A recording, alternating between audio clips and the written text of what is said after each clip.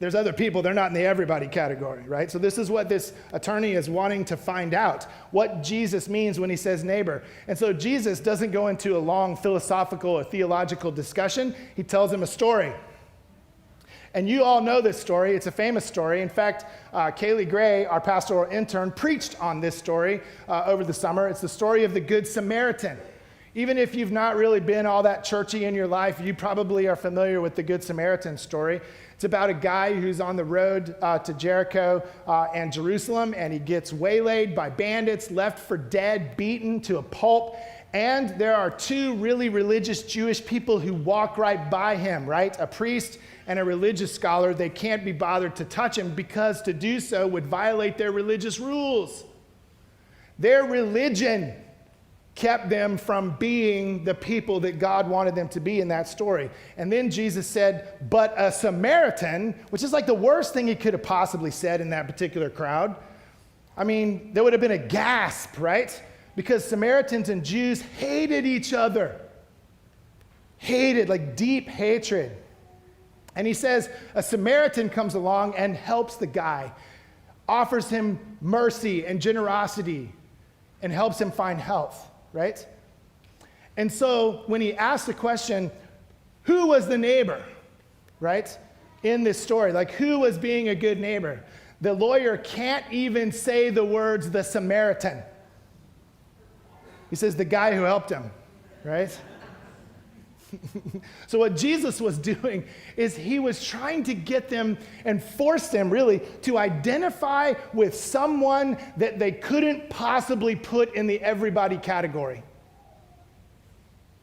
He forced them to identify with the person who did good, who did what was right, who did what God would have wanted them to do, who didn't let religion or enmities or political strife or whatever it was that separated people keep them from doing the thing that God wanted them to do, which was to be a neighbor and to see a neighbor. So as I was thinking about this morning, I couldn't shake in this particular part of the sermon the words of one of our own sort of prophetic voices in American culture that for years and years and years, every single day just about during the weekdays, spoke about being a neighbor. And that was Mr. Rogers, Fred Rogers, who was a Presbyterian minister, kind of smug about that. And I'm also smug about the fact that he graduated. His seminary that he went to is one of my alma maters, Pittsburgh Theological Seminary, so I'm kind of smug about that as well. But I wanted to share this particular quote from Mr. Rogers today.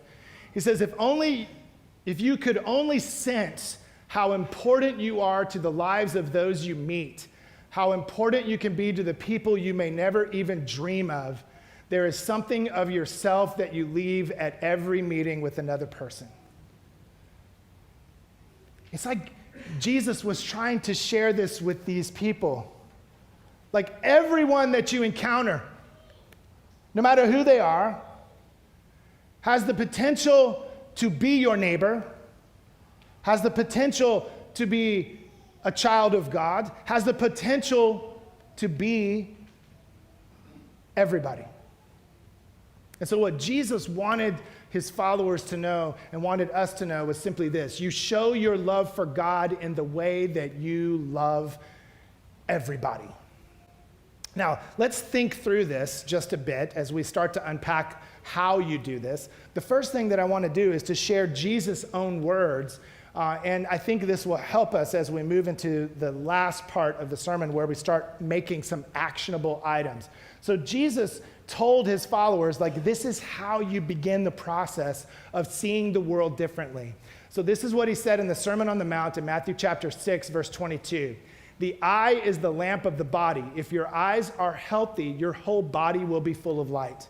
So Jesus uses a cultural understanding of the only way that light enters into the body is through the eyes. Of course, we know that that's different now, but that's what they believed in the first century. And so he uses a cultural understanding to make an existential point, which is if you have clear vision, the kind of vision that is only available when you want to see the world as God sees it, when you have that kind of vision, you don't look out into the world and see enemies and opponents and people who are against you rather than for you. You look out into the world and you see children of God. You see the world and you see people differently when your eyes are clear and your eyes are wide open. And then you will be filled with light as a result of that. So how do we see neighbors everywhere? How do we have everybody in the everybody column? Well, the first thing is this. We need to realize that every person that you meet is beloved, even the difficult ones, even the crazies, right? The ones who drive you absolutely nuts. So you know who I'm talking about.